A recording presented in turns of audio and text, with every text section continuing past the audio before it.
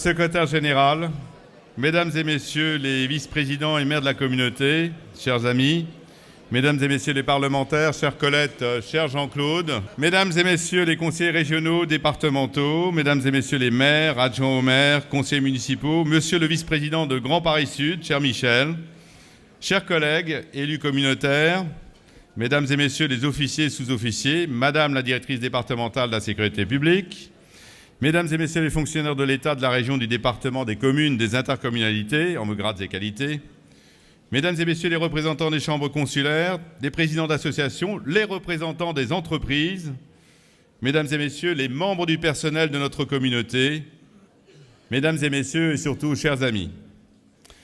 L'année 2015 s'est terminée dans la douleur des attentats de novembre. 2016 aura malheureusement aussi connu ces drames abominables avec comme point d'orgue le 14 juillet de Nice. Plus proche de nous géographiquement, 2016 aura également été une année difficile liée aux inondations soudaines, violentes, qui ont touché la Seine-et-Marne en général et notre territoire en particulier. Pour autant, et c'est ce que je retiendrai de cette année, dans tous ces moments, nous avons pu observer la formidable solidarité des Français et des habitants de Melun-Val-de-Seine. En tant que maire de Melun et président de la communauté, j'ai pu me rendre compte lors de ces inondations, au plus près des habitants, élus et associations mobilisés, services mobilisés, de l'extraordinaire fraternité qui s'est manifestée entre nous tous. C'est dans ces moments-là que nous nous réjouissons également d'avoir à nos côtés des institutions dont on ne souligne pas suffisamment qu'elles sont indispensables. L'Union des maires de Seine-et-Marne, le département, la région, les services de l'État, la police, la gendarmerie, les pompiers. Au nom de tous, je souhaite remercier l'ensemble des acteurs de cette chaîne de solidarité qui fait notre pays et notre territoire.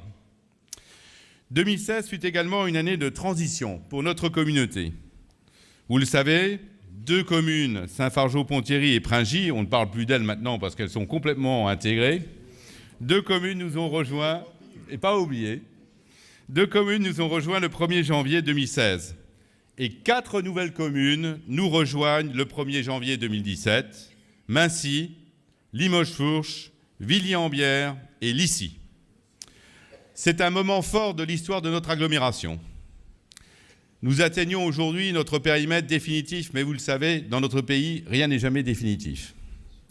Il va sans dire que nous sommes tous très heureux de ces arrivées. C'est la réunion du bassin de vie de Melun-Val-de-Seine. C'est la mise en cohérence géographique et aussi humaine de notre territoire. C'est le renforcement de l'identité de notre communauté.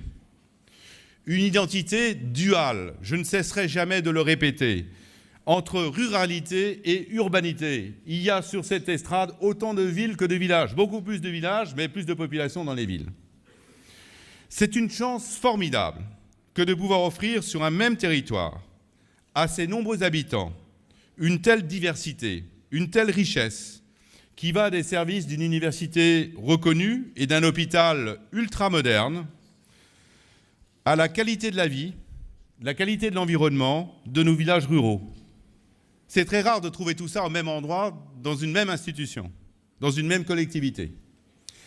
L'intégration de ces 4 nouvelles communes se fera, bien sûr, dans le respect le plus complet de leur identité rurale, identité à laquelle nous sommes tous attachés, eux comme nous.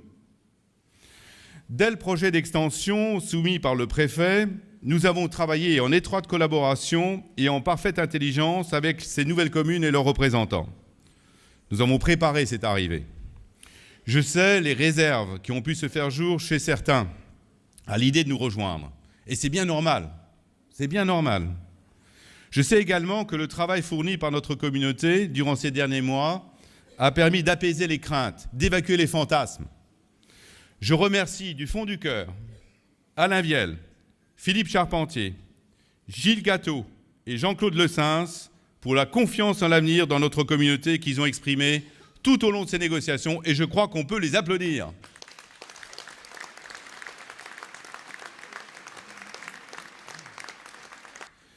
un certain nombre d'engagements ont été pris pendant cette phase de travail qui touche la représentativité, la ruralité, les déplacements et les compétences. Il est bien évident que tous ces engagements seront tenus, je m'en porte garant. C'est désormais l'avenir commun de près de 130 000 habitants que nous allons construire ensemble. Et ce mot « communauté » a un sens.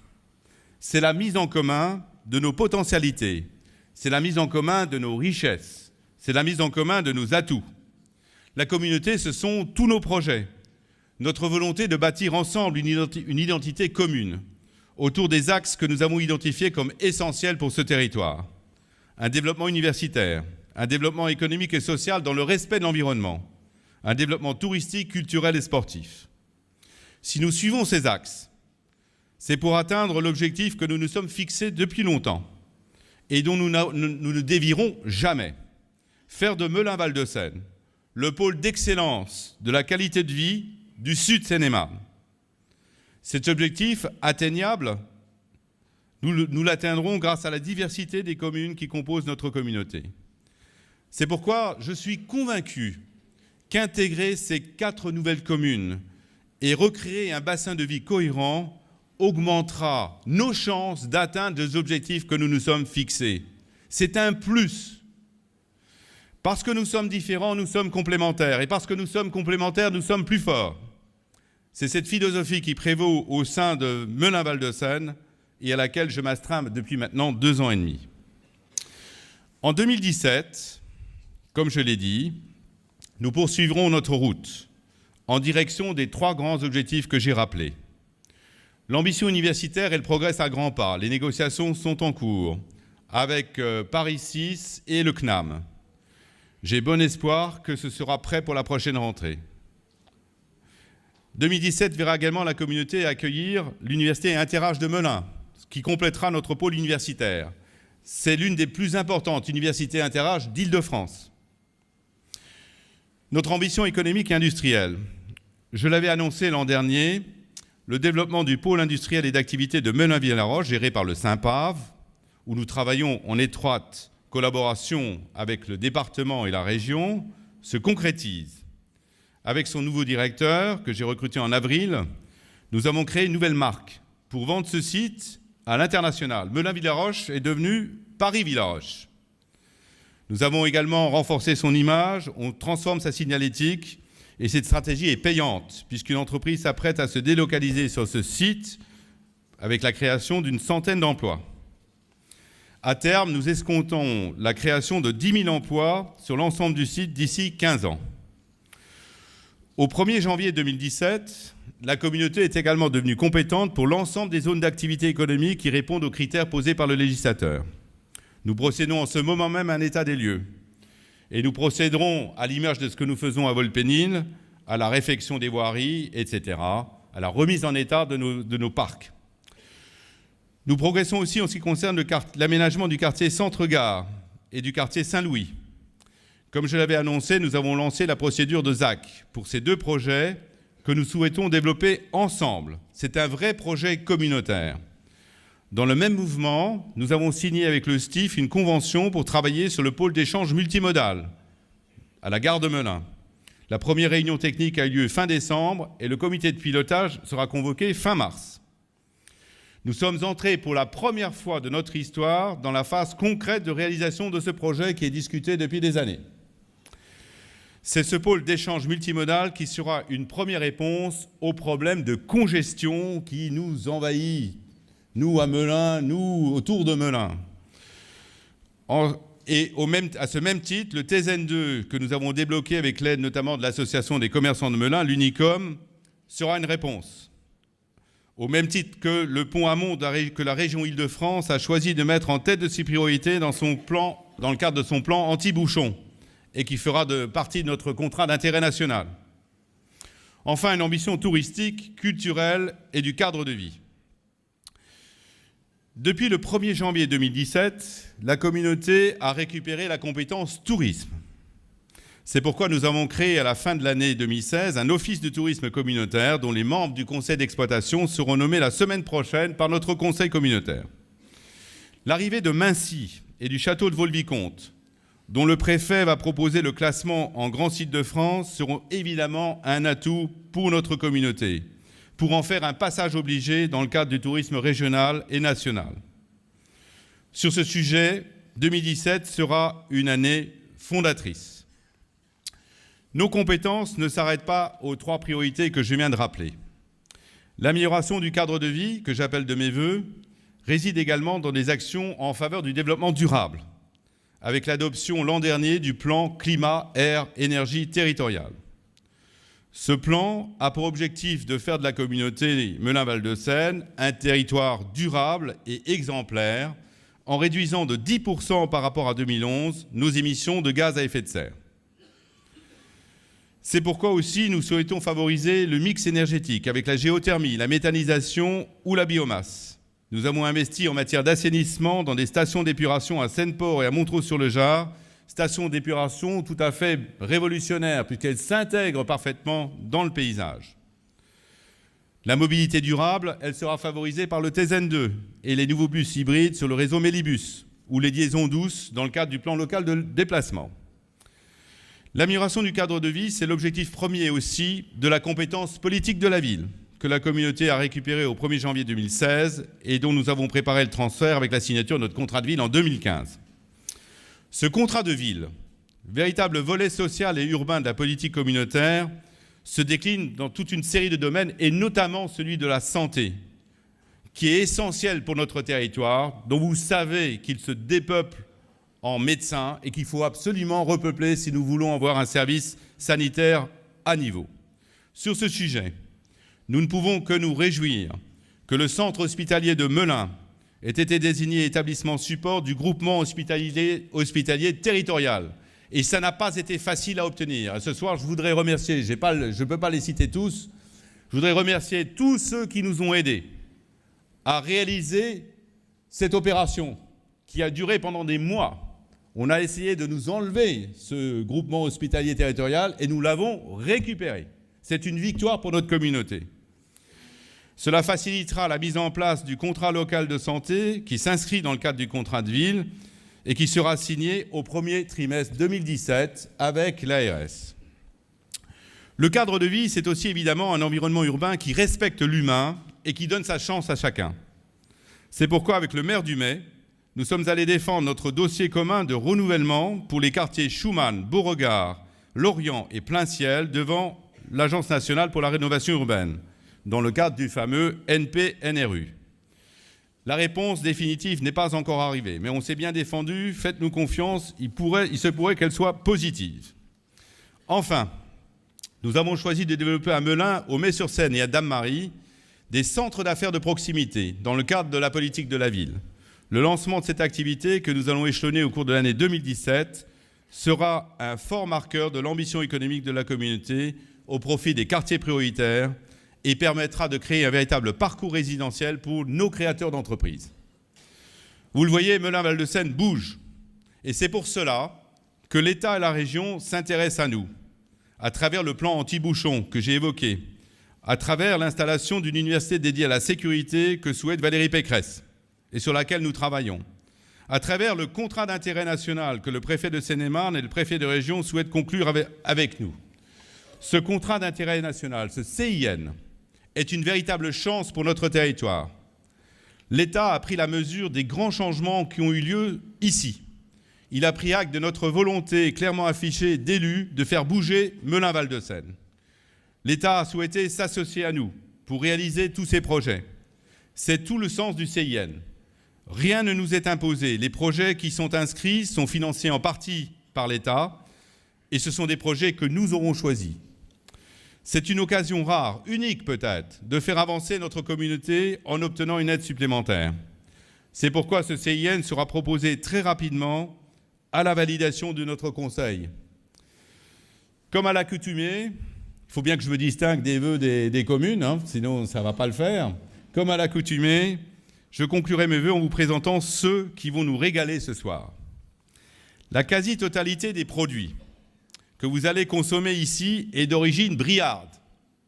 Pire, seine-et-marnaise, on a été encore plus sélectif. Ils ont été réunis et travaillés par Thierry et Françoise Melnick. Applaudissez-les, ils ont travaillé tout l'après-midi.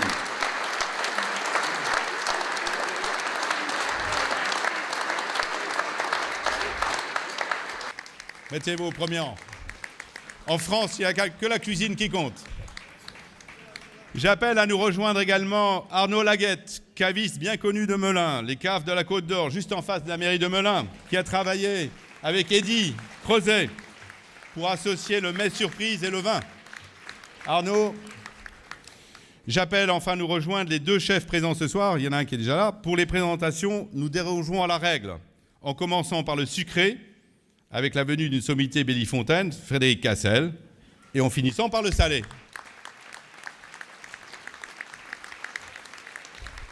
Frédéric, à côté d'Eddie. Alors, qui est Frédéric ? 2 ans chez Paul Manu à Paris, 6 ans chez Fauchon. Cet ami et confrère de Pierre Hermé ouvre sa boutique en 1994 à Fontainebleau. Et depuis, il régale Fontainebleau, bien sûr, mais aussi Melun, la Seine-et-Marne et le monde entier. Ce grand professionnel, reconnu, est également un homme généreux de son temps et de son talent, puisqu'il fut, entre autres, président de l'équipe de France qui remporta le championnat du monde de pâtisserie en 2013.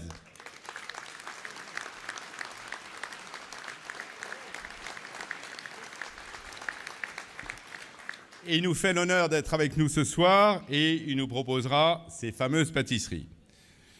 J'en viens maintenant au local de l'étape, qu'on ne présente même plus, mon ami Eddy Creuset. Jusqu'en 1996, il effectue sa formation, puis exerce son activité professionnelle au sein d'établissements étoilés. En 1996, il choisit de fonder son propre restaurant, bien connu à Melun, le Mariette. Il crée l'atelier des saveurs d'Eddy et Nathalie. En 2006, reprend en 2007 l'auberge du Bas-Pringy, qu'il rénove en 2009 sous le nom de l'Inédit. Je vous conseille d'y aller. Ce restaurant a été honoré depuis 2012 d'une étoile au Michelin. S'il est là ce soir, c'est qu'il nous présente en exclusivité un nouveau produit. C'est la surprise du chef 2017.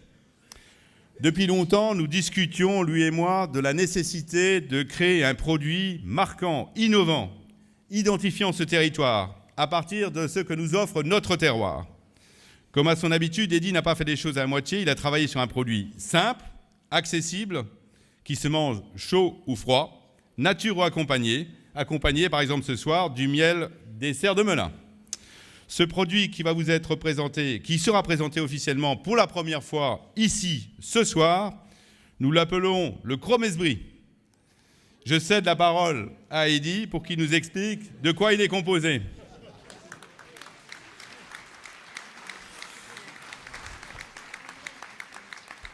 Bon, j'ai pas l'habitude des discours, mais bon, je vais vous donner une petite leçon de cuisine ce soir.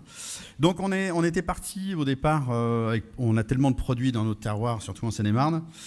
Et ce que j'ai voulu quand même, parce que par rapport à mon papa, que certaines personnes dans l'Assemblée connaissaient bien, donc j'ai voulu assembler quelque part les produits qu'on connaît bien en France, hein, comme le brie de Melun et le brie de Meaux.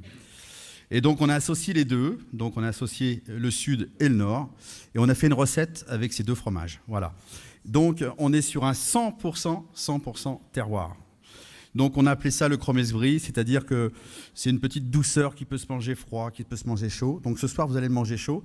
Alors normalement c'est plus facile à servir dans un restaurant pour une petite quantité. Ce soir vous êtes assez nombreux. Donc on a fait ce qu'on pouvait, on a travaillé pendant 1 mois sur cette recette, hein, et j'espère ce soir qu'on va pouvoir vous régaler. Voilà. Merci. Alors, j'ai servi de cobaye. Hein, je vous dis, il s'est amélioré au fur et à mesure. Hein. Bon, moi j'ai mis un peu de truffe aussi dedans. Je conclurai ce vœu en remerciant l'ensemble du personnel de la communauté, en particulier ceux qui ont organisé cette soirée et transformé ces ateliers du millénaire en salle des fêtes de la communauté. Martine, Antoine, Thierry et Steve, bonne et heureuse année à tous. Vive la communauté Melun-Val de Seine.